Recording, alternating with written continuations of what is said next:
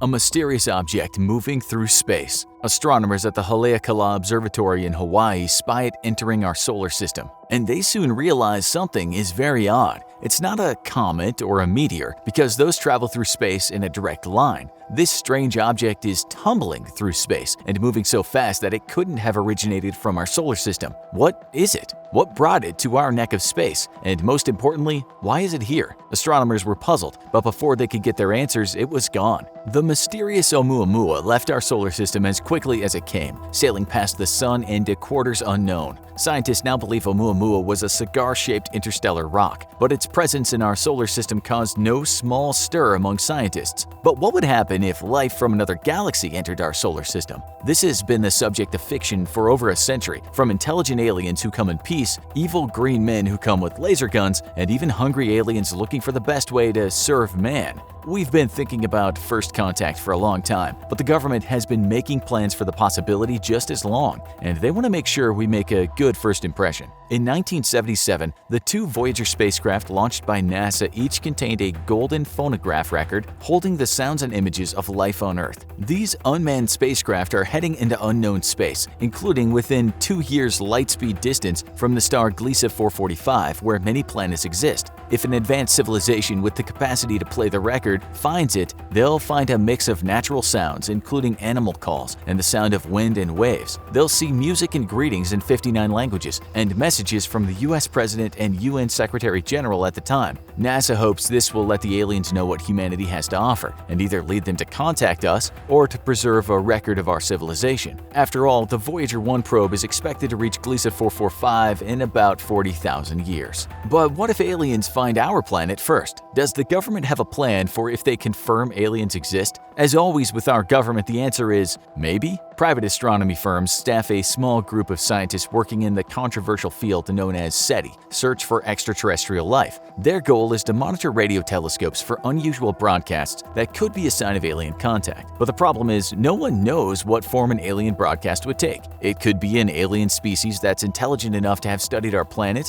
and is communicating in a language we'll understand, but it's far more likely that an alien species would know little about our planet and would be communicating in a language we'd have no way to translate, if they even have something comparable to language. In the 1990s, scientists developed new protocols for SETI scientists that indicated they could share any findings with scientists from other countries. This was the tail end of the Cold War, when it was unlikely the United States and Soviet Union would share anything with each other. Relations have warmed, slightly, but no national government has shown much interest in funding SETI research, and the scientists work independently. In 1997, scientists picked up a false alarm signal that looked like a possible contact from aliens. The government didn't contact them, and no one came to drag the scientists off to Area 51. Who did call? Journalists from the New York Times. The government may not be interested in contact with other aliens, but the press sure is. So, what would the government do if they actually did confirm aliens exist? They briefly did fund a program called Project Cyclops in 1971 to coordinate thousands of radio telescopes to scan the cosmos for messages, but it was shelved due to costs, and government efforts have been modest since. It's very likely that any discovery of actual contact with another civilization would suddenly become very classified. Our research into extrasolar planets in systems and galaxies beyond our own has discovered many planets that could be habitable, but no conclusive proof has been found. However, SETI scientists and related METI specialists focusing on messaging are concentrating their efforts on those planets. How the government would react to contact with alien life forms depends heavily on the type of life form. The majority of human space research right now is concentrated on Mars, where we've sent multiple unmanned rovers, like the long-lived NASA Curiosity, to take samples of the soil. There's ample evidence that there was once water and an atmosphere on Mars, making it possible that there was life there before the cosmic upheaval that stripped away the cocktail for life from the planet. Finding evidence of that, like fossils, would give us our first glimpse of extraterrestrial life. But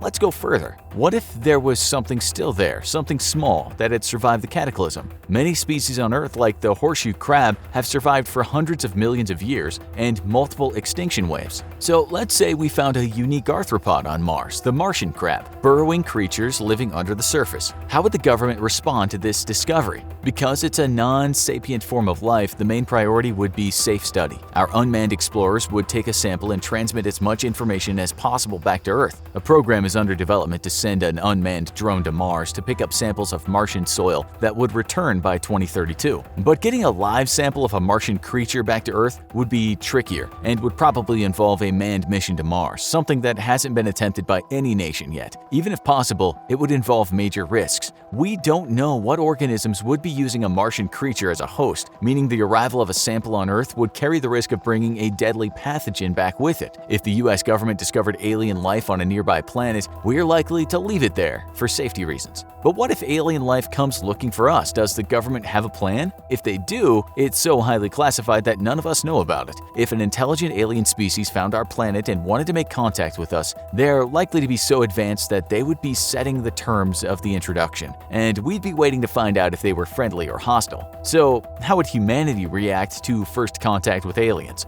If history is any indication, probably with panic. One of the most famous close encounters happened in Flatwoods, West Virginia in 1952. Two brothers saw an unknown object fall from the sky and land on a local farmer's property. They gathered a friend of theirs, two random children, and a local National Guardsman and went to investigate. They claimed to have seen a very tall man-like figure with a round red face and odd hood-shaped head. They ran for the authorities, said they had seen a monster, and tried to get the police to chase the alien down. Was it an alien, or was it an owl sitting on top of a tree? The Flatwoods monster was never seen again, but let's hope that if we have a first contact, there's a more organized response. The SETI Permanent Committee of the International Academy of Astronautics developed a protocol plan for first contact, but will the government put it into effect? There are 8 steps. First, make sure that it's of intelligent origin before announcing it. Second, communicate this finding with all other nations who have agreed to this protocol. Third, inform the rest of the astronomical community.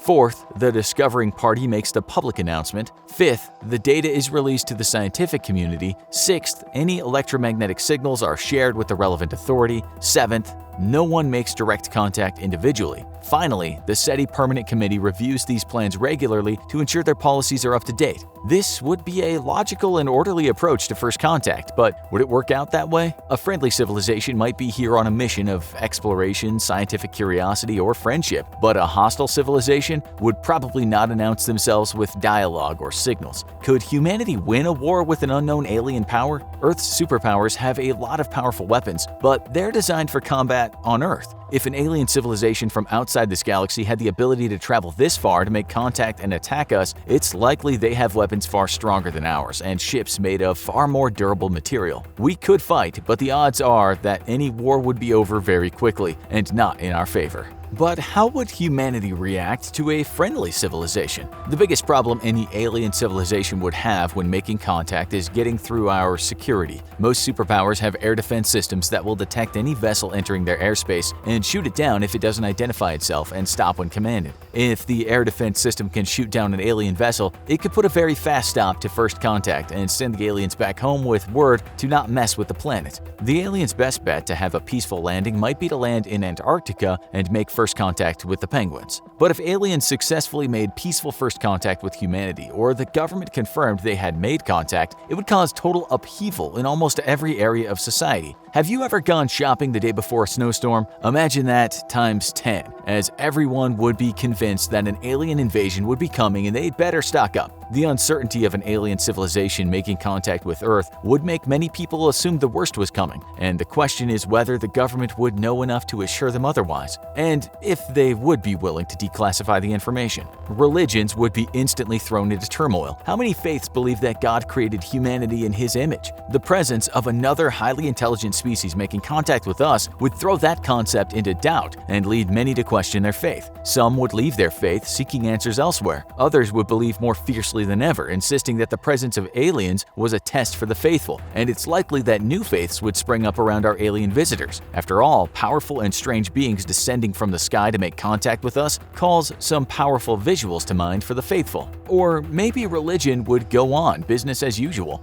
The Vatican, for instance, is itself a believer in extraterrestrial life and has even toyed with the question of if aliens would need evangelizing should contact finally be made. Politically, the confirmation of aliens would create major changes in governments around the world. We would likely see closer cooperation between ally nations and even rivals, as they would want to present a united front to any alien civilization. After all, all, the fate of humanity's future interaction with the stars could depend on making a good first impression. But what about enemy nations, especially those in the middle of a war? Would it create a temporary truce, or would various parties try to play the aliens against the enemy? If the aliens were carrying advanced technology or weapons, it would be tempting for an ambitious nation to try to get their hands on it before anyone else. One field that would be booming in the aftermath of alien contact is legal scholars. Every law on Earth is meant to apply to humans and Earth-based animals. What rights would aliens have on Earth? Would they be considered visitors or invaders? If aliens made first contact by sending radio waves, who owns the dispatches? And then there's the question of what the government chooses to share with us. Open government advocates would be fighting to release all details of what the feds knew about aliens before first contact. Will we finally know what's in Area 51? If alien technology arrived on Earth and the aliens were willing to share it with us, or we successfully shot down an unmanned alien probe, scientists everywhere would be pressed into service. Both the government and corporations would try to reverse engineer the technology, and if it was a technology that had use on Earth, the company that cracked the code here would be rolling in the money. Alien technology could be a market game changer like never seen before, which is why it's just as likely that the government immediately seizes it, nationalizes it, and classifies it. But no sector would be busier in the aftermath of first contact than the media. This would be the biggest story in human history. If the aliens are still a mystery because humanity is working out the details of first contact, every TV and movie studio would be scrambling to come up with their fictionalized version of the aliens. And if the aliens have made first contact with the public, the race to get the first interview with them would be one of the biggest prizes imaginable for journalists. Once the aliens are known by humanity, they would become massive celebrities. Any first contact with aliens would be a massive culture shock for us, but it might be just as big a culture shock for the aliens. If you're wondering if aliens have already made contact with us, check out evidence that aliens have made contact. For more on what happens if the aliens aren't friendly, watch How to Defend Earth Against an Alien Invasion.